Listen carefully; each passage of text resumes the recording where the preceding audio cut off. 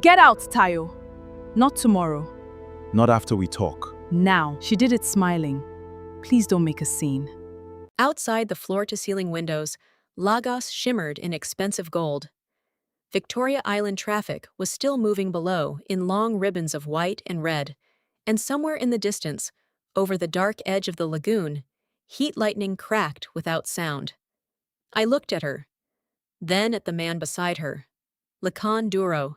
Dark suit, expensive watch. The kind of confidence some men wear when they think power has already chosen them. His hand rested at the small of her back. Not by accident, not professionally, comfortably, possessively. Zainab didn't move away from him. That told me everything before she opened her mouth again. "It's over, Tayo." She said it in a tone that suggested the decision had been made far away from this room, long before this night, long before the investors. The laughter, the champagne, the billion-naira contract everyone had been praising since sunset. I nodded once. "I'll take a bag and go." Lacan gave one of those small, polished smiles men use when they want to look restrained in victory. That smile stayed with me later, not because it wounded me, because it explained him. I walked to the bedroom we had shared for 7 years and pulled a travel bag from the top shelf of the wardrobe. My movements were calm. Too calm. That kind of calm only comes when the body understands it cannot afford to shatter yet. A shirt, trousers, charger, toiletries. And then, from between a leather folder and an old framed photo, a folded note slipped to the floor. I nearly ignored it. Then I saw her handwriting. Neat, forward-leaning, deliberate. I picked it up and opened it. After the Atlantic freight deal closes, speak to legal. Separate asset protection immediately. If Tayo resists, use income disparity. I read it once. Then again. The room changed shape around me. Not because my marriage was ending. Because this had not begun tonight. This had been planned. Carefully. Quietly. Months ago, maybe longer. I folded the note and placed it inside my bag. What nobody in that penthouse knew that night was simple. The 18 billion Naira Atlantic freight infrastructure contract they were toasting had passed final risk clearance because of me. Not as Tayo Akinwul, husband, man, they all dismissed, but under another name. A name Zainab had never bothered to ask enough questions to discover. And what happened 48 hours later, in a boardroom overlooking Marina, is the part none of them saw coming. My name is Tayo Akinwele. I am 37 years old, and for most of my adult life, I believed that if you loved someone steadily enough, if you showed up enough, fixed enough, absorbed enough, one day your quiet would be recognized for what it was. Not weakness, care. I was wrong. That Thursday morning had started like dozens before it. I woke before sunrise in the penthouse on Amadou Bello Way, made coffee, answered 2 emails from the Polytechnic, where I worked as head of systems administration, and ironed the white blouse Zainab liked to wear on important meeting days because she said it made her look untouchably clean. That was her phrase, untouchably clean. She was the founder and managing director of Vesta Corridor Logistics, a fast-rising supply and freight consultancy moving into marine infrastructure advisory. For 3 years, she had chased the Atlantic freight contract, a massive port-linked operations deal that would move her from respected to untouchable in the business pages. And I had helped her. Not in ways people celebrate loudly. I built spreadsheets at midnight when junior analysts failed her. I reviewed numbers when she was too tired to see what looked wrong. I fixed decks before investor calls. I rewrote operational summaries. I listened when she doubted herself. And because I was married to her, because I loved her, I told myself it was natural. Normal. Marriage is full of invisible work. The dangerous part is not the work itself. The dangerous part is how easily it can disappear inside the comfort of being expected. Relationship counselors sometimes talk about competence erasure. That is when one partner is so consistently dependable that their effort no longer registers as effort. It becomes wallpaper, infrastructure, something the other person benefits from without feeling accountable to. That was me in our marriage. Useful, dependable, background. By 8 that morning, she had left for the signing breakfast at Echo Atlantic. She did not kiss me before leaving. I noticed it. I noticed many things in those last few months.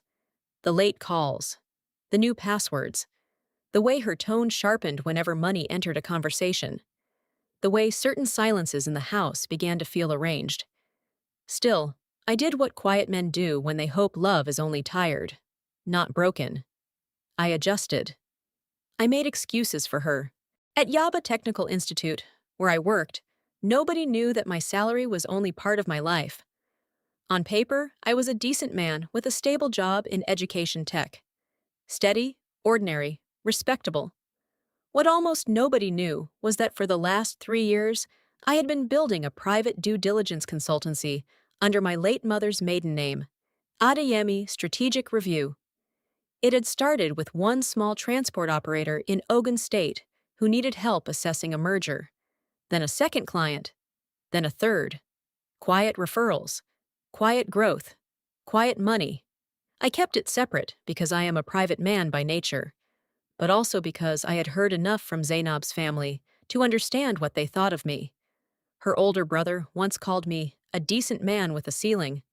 Her aunt said at a wedding in front of people, "At least he seems faithful, since ambition has never distracted him." That is the thing about contempt. It teaches you exactly how visible you are. So I kept building. Quietly. When people treat your worth as conditional, some collapse, some become loud, and some build a second life where their dignity does not require permission. I came home early that evening because a storm had started over the island and classes at the institute ended ahead of schedule. I expected an empty apartment. Instead, the front door was unlocked. Music was playing. Voices drifted from the living room, and a champagne cork burst just as I stepped inside. Everything that followed looked polished enough to belong to someone else's life. Zainab in a fitted emerald dress, investors laughing, Lacan at her side, her left hand already without her ring. That detail struck me hardest. Not because she removed it, because she had removed it before I arrived, which meant she had not simply decided what to say. She had prepared the image of a woman already free. After I left the apartment with my bag, the rain had started. Lagos rain does not always announce itself with drama. Sometimes it simply takes the air, darkens it, and then falls all at once with authority. I stood under the building canopy and looked at the street. There are moments when a life divides so cleanly you can almost hear the line being drawn. That was one of them. My father lived in Surulere, in the same 2-story house he had occupied since I was in secondary school. The front gate still scraped the concrete the same way it always had. One porch light never worked unless you shook the switch twice. Home, in other words. He opened the door before I knocked. He saw the bag. He saw my face. He did not ask questions on the step. He only said, "Come inside, son." Some men perform fatherhood. Mine practiced it. In the kitchen, he put water on for tea, brought down the dented tin of cabin biscuits he saved for visitors, and sat opposite me at the old dining table with its one uneven leg. I told him everything, not all at once. Some truths don't come out in a straight line. He listened without interruption. When I finished, he leaned back, rubbed one hand over his jaw, and looked at me the way mechanics look at an engine they already understand is damaged but salvageable. "Never let anybody reduce your value because they are blind," he said. "Blindness is their condition, not your size." Simple words. But there are nights when simple words arrive like rescue boats. Then he told me something that changed the shape of the whole story. 3 weeks earlier, Zainab's cousin, Hakim, had called him asking strange questions.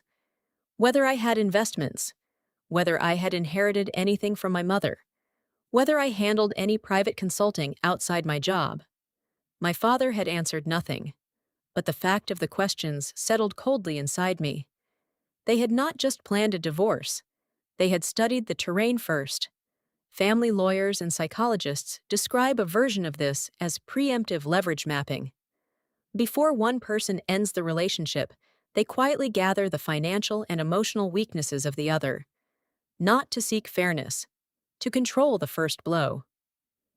That night, I slept in my old room under the slow ceiling fan and stared into the dark for a long time. By morning, grief had changed form. It was no longer only pain. It had become information. At the institute, my deputy, Bose, met me outside the server room with a look I could not read. HR wants to see you, she said. It turned out to be good news. A promotion. Director of Digital Operations. Effective the next month. The irony nearly made me laugh. A better title arriving the morning after my wife had positioned me as the disposable lower earner in her asset plan. While I was in HR, the administrator lowered her voice and said something else. About 6 weeks ago, she said, someone from a private law office requested verification of your employment history and compensation range. They cited a family matter. We didn't release anything beyond the policy minimum, but I thought you should know. Do you remember the name? She checked the log. The request had been sent by a legal representative connected to Vesta Corridor Logistics, Zainab's company, officially, professionally, deliberately. That was when my last remaining doubt died. This was not heartbreak in motion. This was strategy. That evening, I opened every old file I had avoided out of loyalty. Archived emails, shared cloud folders from the years when I helped her with company operations, early drafts of Vesta proposals, tax notes, governance memos.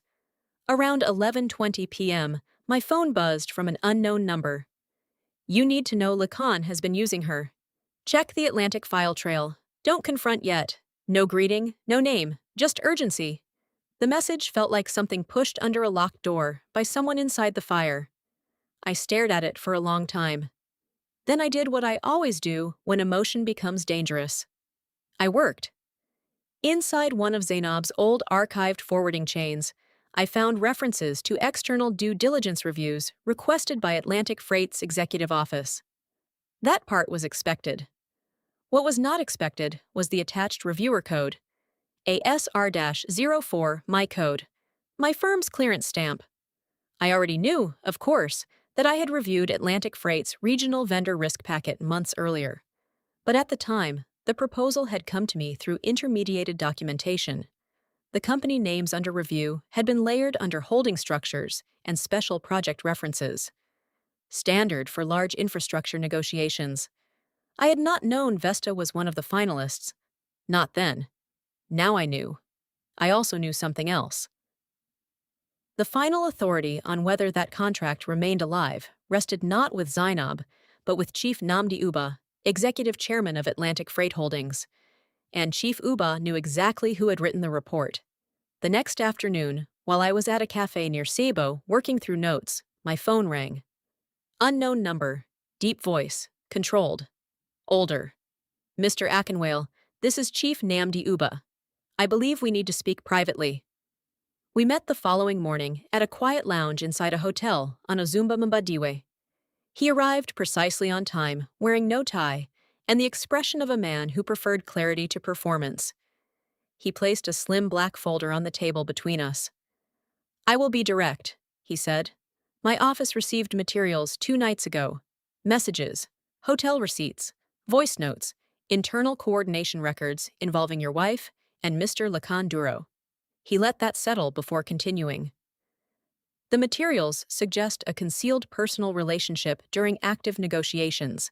That alone would have triggered a governance review. But there is more. He opened the folder. Time-stamped photos, call records, a copy of a voice transcription. Lacan discussing how to manage me before the separation became public. How to establish my smallness. How to ensure I accepted unfavorable terms. How to use income disparity and reputation to corner me. Chief Uba watched me read. There are moments when rage tries to rush the body and the body refuses. Mine refused. I kept my hands flat on the table. I kept breathing. This came from who? I asked. "We are still verifying the source," he said, but the sender had access to Vesta's internal communications. Then he gave me the piece that changed everything. "Mr. Ackenwale, when my team reviewed the disclosure trail, we confirmed that the senior due diligence consultant who approved the operational viability assessment for this contract was not only Adeyemi's strategic review, it was you personally." He paused. "Your wife does not appear to know that." "No," I said quietly. "She does not." He leaned back. "I have chaired companies for 30 years. I have seen fraud, vanity, panic, greed, and fear. But I do not enjoy ambush. And I do not enjoy people attempting to build billion naira agreements on concealed compromise." He folded his hands. "Tomorrow morning, the board is meeting to decide whether Vesta Corridor retains this contract under revised conditions. I want you in that room." I looked at him. "In what capacity?" "As the author of the due diligence review, not to argue, not to interfere, to stand beside your work." Outside the windows, traffic moved over wet asphalt in slow silver streaks. Lagos looked like a city forever negotiating with pressure. Part of me wanted the contract destroyed. Every page burned, every toast silenced, every plan she made with Lekan reduced to ash. That part of me was real. But pain is a terrible chairman, and I have never liked making permanent decisions under temporary fire. "The review I wrote was honest," I said. "If the company still deserves the deal on business terms, that decision should not depend on my marriage."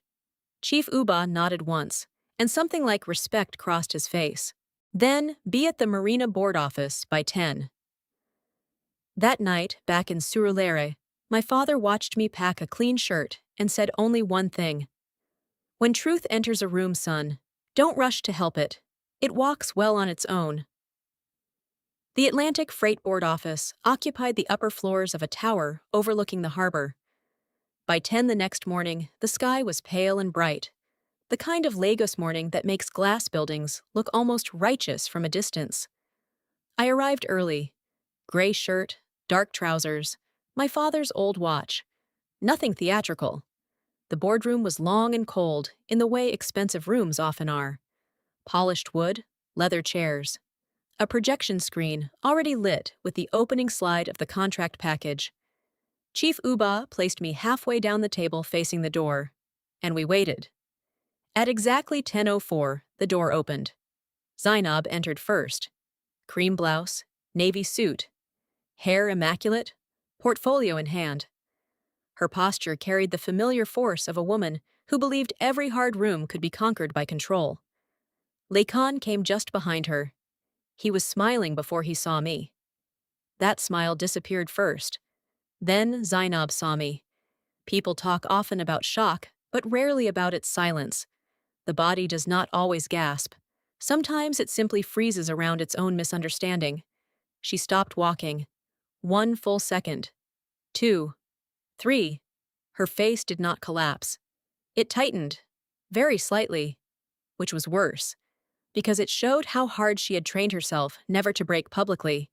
Chief Uba rose with practiced calm. "Mrs. Ackenwale, Mr. Duro, please sit." They sat. Not together. That detail mattered. Lacan chose a seat near the legal advisor. Zainab sat opposite me on the diagonal. She did not look at me again immediately. Her fingers rested flat on the table over her portfolio, holding it in place as if stillness itself required force. Chief Uba spoke without flourish. "Before we proceed, one introduction is necessary. This is Mr. Tayo Akinwele, principal consultant behind Adeyemi Strategic Review, the firm whose due diligence and operational viability assessments formed the basis of Atlantic Freight's final risk approval process." Silence. Then he added, gently enough to feel deadly, "He is also your husband." No one moved. No one needed to. The sentence did all the moving for us. The legal director advanced the slide deck. There it was. Page 1. Operational Integrity Review, Lead Consultant. T. Akinwale Adeyemi. Strategic Review. Page 2. Page 7. Page 19. Appendix References. Risk Notes. Leadership Caution Markers. My name moved through the contract like a hidden foundation suddenly made visible. Zainab stared at the screen, then at me. Slowly. Not with anger first. With recalculation. Then something deeper. Recognition. She had spent years treating my quiet as a lack of range. In that room, page by page, she was discovering she had been living beside a man she had never fully examined. Power reversal is rarely loud at first. Often it begins as a private collapse in the mind of the person who misjudged you. Chief Uba moved to slide 26, a flagged note from my assessment, written months earlier. Leadership concern. Undue influence risk from external advisor involvement beyond declared scope. Recommend governance review prior to unrestricted execution. The room stayed still. Then the legal director played the audio clip. Lacan's voice filled the room. Too casual, too certain. The voice of a man who had never expected witness. Once the contract lands, she won't think clearly. We push the separation quickly. The husband has no leverage. If he resists, make it expensive for him. He works in education tech, for God's sake. One reputational hit and he'll fold. The clip ended. No swelling music, no dramatic interruption. Just silence. Lacan cleared his throat. That recording is being taken out of... Enough, Chief Uba said. Not loudly, which made it more absolute. Our legal advisor spoke next, her tone almost surgical. Given the undisclosed personal relationship, the evident attempt to manipulate governance conditions, and the expressed intent to leverage a private marital separation against contract stability, Atlantic Freight is suspending your advisory involvement with immediate effect, Mr. Duro. Lacan looked at Zainab. He was seeking alliance, or rescue, or at minimum a shared version of the story. What he found instead was distance, cold and complete. It is one thing to be betrayed. It is another thing to realize, under fluorescent corporate lighting and in front of witnesses, that the person you compromised yourself for had no loyalty beyond opportunity. Zainab's voice, when it came, was low and controlled. Did you say that? Lacan turned toward her. Z, listen! Did you say that? He tried to frame it. Explain it. Repackage it as strategic language, pressure, context, negotiation aggression. But truth sounds different once heard cleanly. And she heard it cleanly. I watched the exact moment she understood that whatever she had called love, partnership, ambition, liberation, Lacan had called utility. Psychologists sometimes refer to this as mirror shock, not when you see who someone else is, but when you suddenly see the version of yourself they were using. Chief Uba gave the room back its spine. The board has reached a preliminary position, he said. The contract is not automatically dead, but if Vesta Corridor wishes to remain attached to it, the following conditions apply. Independent forensic review. Removal of Lacan from all Atlantic-facing work. Full disclosure of undeclared relationship overlap during negotiations. Revised signatory supervision. Personal appearance by the managing director before final ratification.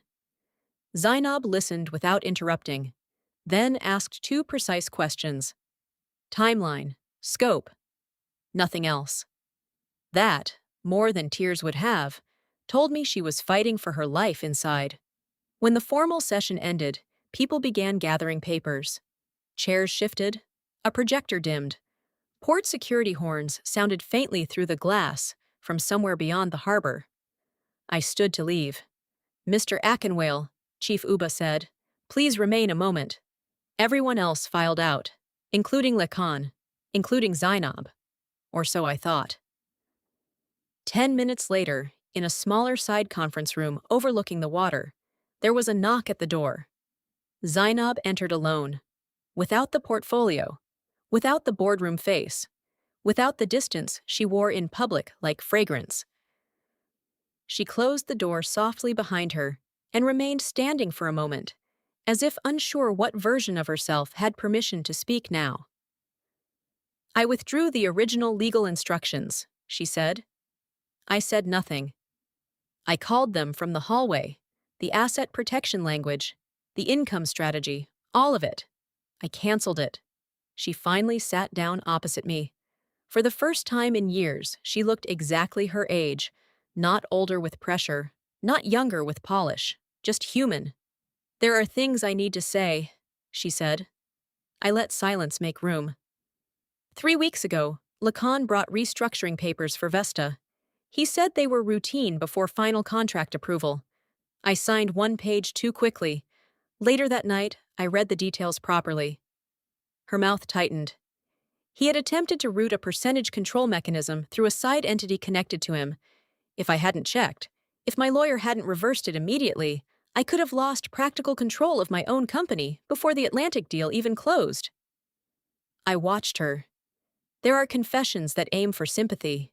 This was not one of them. This was a woman standing in the wreckage of her own certainty, trying to describe the architecture honestly. "And you know what stopped me?" she asked, voice almost breaking on the edge of restraint. "Something you said years ago." That surprised me. She stared at her hands. "You told me once, never sign anything faster than your dignity can read." I remembered saying it.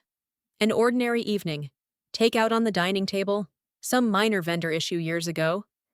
I had forgotten the sentence the moment it left my mouth. She had not. "That is the line I heard when I went back to those documents," she said. "Your judgment saved me from the man I chose over you." Pain can be strange in rooms like that. Sometimes it doesn't rise as anger. Sometimes it arrives as grief for all the goodness that worked inside someone after they had already decided to discard you. I leaned back and looked through the glass at the water below.